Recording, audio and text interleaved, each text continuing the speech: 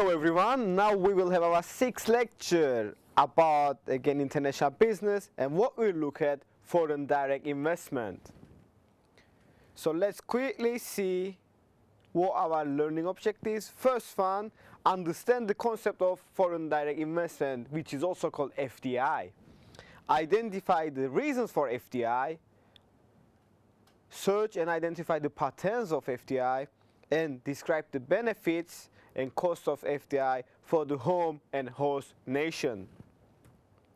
So let's start with a video which summarizes all the FDI concept, then we will have in-depth exploration of the topic. Apex Brazil presents Foreign Direct Investment.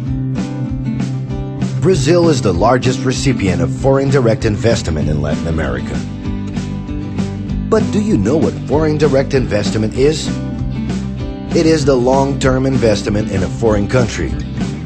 Robert works in a multinational company that produces microchips for smartphones. The firm is based in Europe with factories in Asia and the United States, from where their products are exported to Brazil. Robert is responsible for the opening of subsidiaries to expand the company's global presence.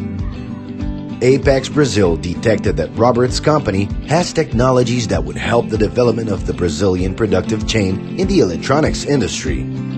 Apex Brazil contacted him to present investment opportunities in Brazil and the incentives that are available to facilitate the company's production in the country.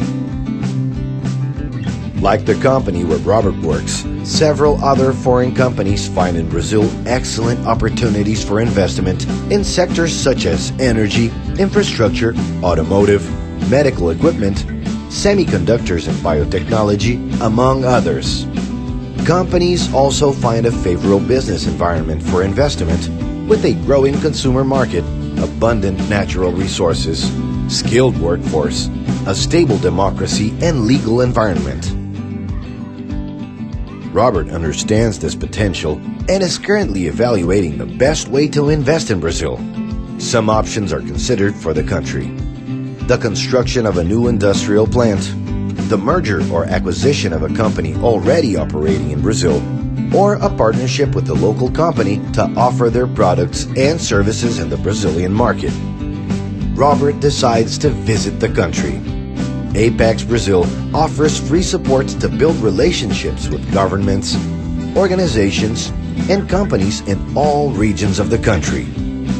Investors then gain a clearer view of the market, available infrastructure, potential partners, costs, taxations, labor availability, logistics, and compliance to Brazilian norms and regulations. In addition, they have the chance to negotiate incentives and a strategic location for the plant. After Robert's trip to the country, the company decided to invest.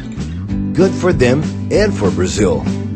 Foreign direct investment brings new technologies, improves the trade flow and the infrastructure, takes the country to global value chains, generates employment and taxes, and stimulates workforce qualification, helping Brazil to grow. Apex Brazil, promoting investments for Brazil's growth.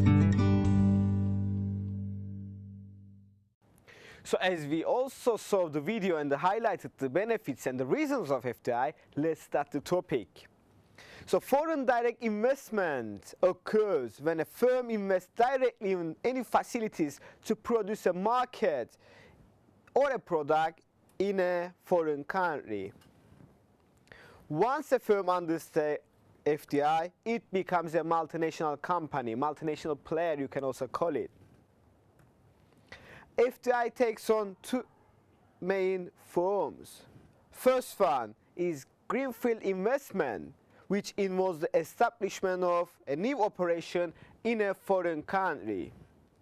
And second one involves either merging or acquiring a local business. So you find an existing firm in that country, in a foreign country, and you invest it or you take over it or you merge it, have a cooperation with them. So let's look at the FDI in the world economy right now. When we're discussing FDI, we need to distinguish between the flow of FDI and the stock of FDI. So the flow of FDI refers to the amount of FDI undertaken over a given period of time.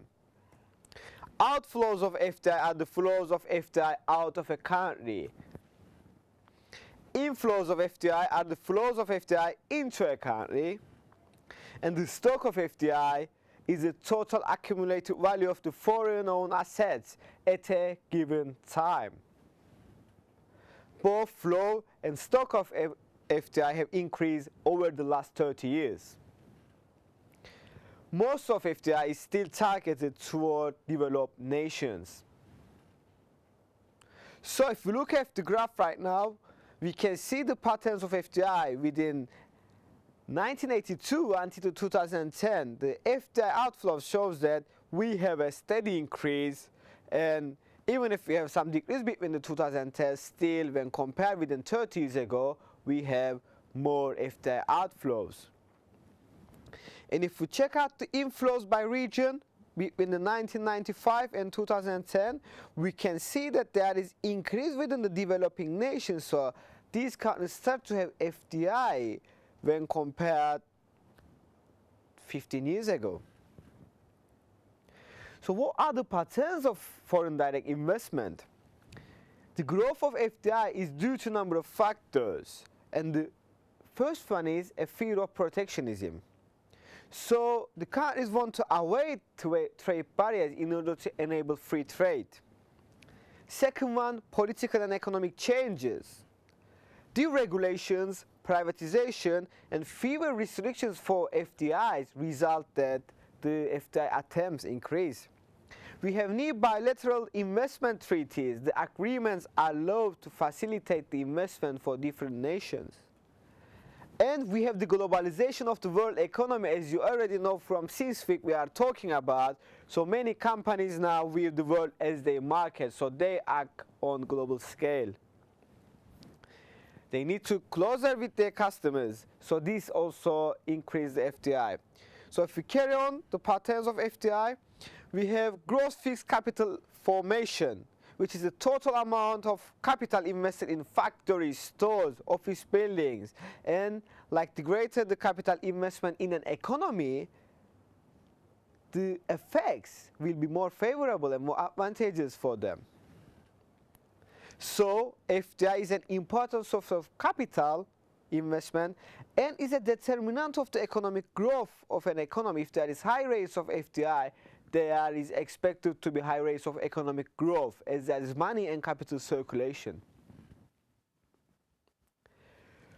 So if we carry on, we can see that the developing nations' inward FDI increases when compared with the 1992.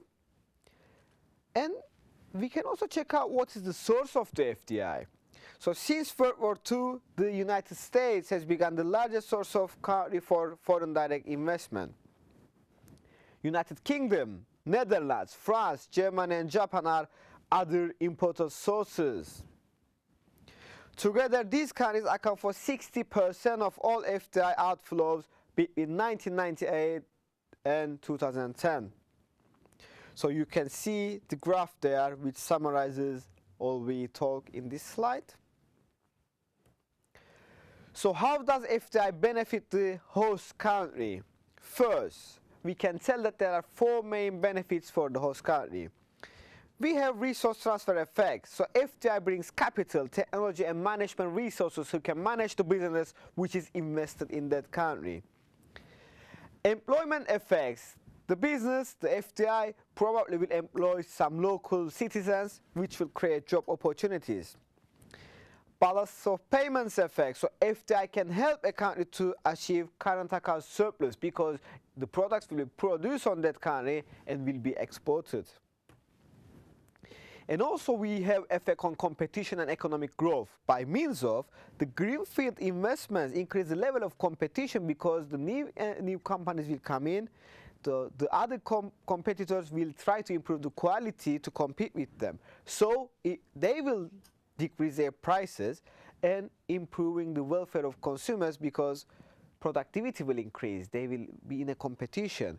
Innovation will be important aspects, and also it will result in economic growth. So what are the costs to the host country? Inward FDI has three main costs. First one is adverse effects of FDI on competition within the host nation. So subsidiaries of foreign multinationals may have greater economic power than the local firms. Also, there is negative effect of balance of payments when a foreign subsidiary imports substantial number of inputs from abroad. So rather than buying local, they can import the resources from other country. So there starts to be a debit on current account of the host country.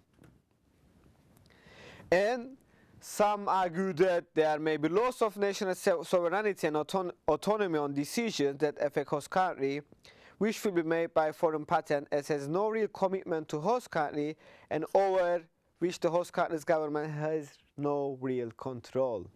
So sometimes the multinationals become more powerful than the governments, and this is a negative effect. Okay, how a home country can benefit from the FDI?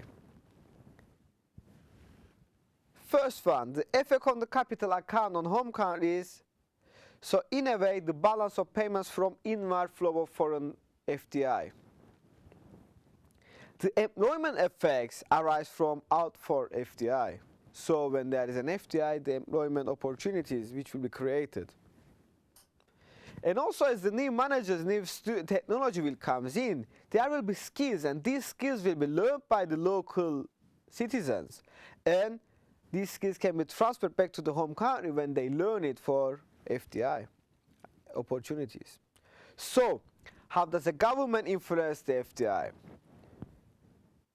They can encourage outward FDI by supporting insurance programs to cover major types of foreign investment risks, so they can find out what risks are and they can support him.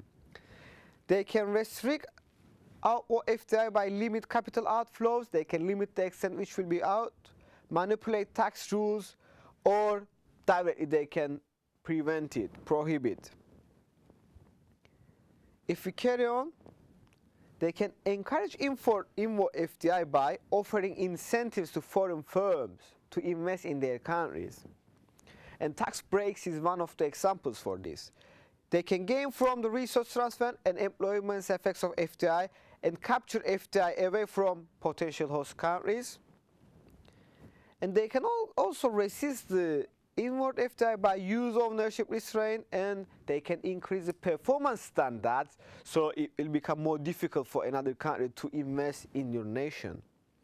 So references, the same reference to book we have, International Business Competing in Global Marketplace. And in case if you don't understand anything, and in case if you have any queries or questions about the subject we have, please feel free to email me.